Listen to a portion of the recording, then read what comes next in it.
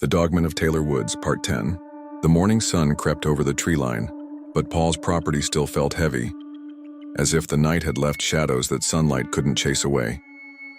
Two massive dogmen lay lifeless near the edge of his barn, hulking black-furred monsters with claws like hooked steel and teeth built to tear through bone.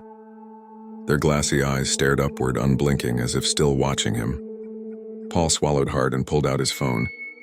"Enoch, I need you here now. And bring whatever you've got for me to clean up." Enoch arrived in less than an hour. He didn't rush to the bodies. He stood over them in silence, his face hard. "Paul, you don't understand what these are. Yes, they're flesh and blood, but they're also vessels.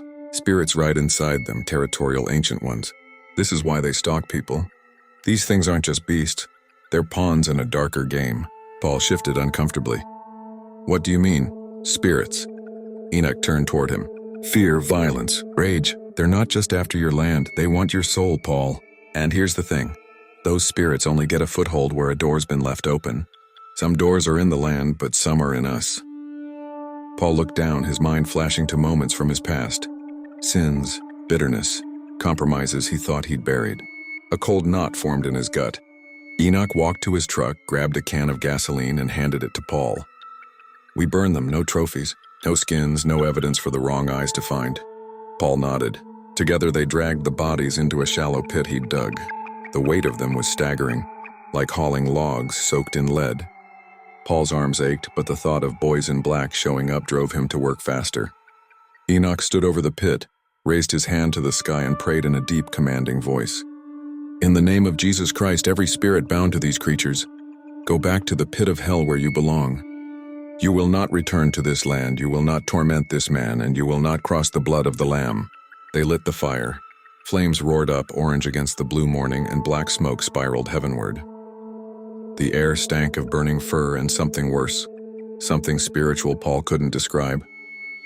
When it was done, Enoch wiped sweat from his brow. "Paul, this battle you're in, it's not over. This was just the first move. If you want to win, you can't just be armed in the flesh. You've got to be armed in the spirit." Paul frowned. "I pray. I've been reading my Bible more."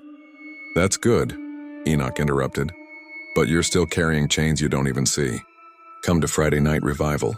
God's ready to sanctify you, to burn out what's hiding in you just like we burned those bodies." Paul hesitated but agreed. Friday night came. The little country church was packed, the air thick with worship. Paul sat near the back, feeling like a stranger. But when the preacher gave the altar call, Paul felt something deep inside pull him forward. His legs moved before his mind caught up. The pastor laid a hand on his shoulder and prayed, but Enoch stepped in close, his voice sharp and commanding.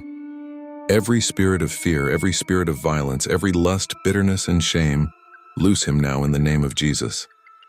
Paul gasped, his chest tightening as if invisible hands were gripping him. Then suddenly something broke. Tears poured down his face. He fell to his knees, trembling not from fear but from a strange, overwhelming sense of peace.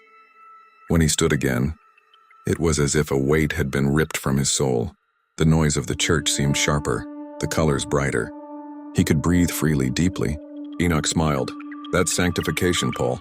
Now you're dangerous to the darkness. When the Alpha comes, and it will, you'll be ready." Paul left the church that night not just a survivor but a soldier in a war older than the woods themselves. And somewhere deep in Taylor Woods, something watched, waiting for its turn to strike. Like and subscribe for Part 11.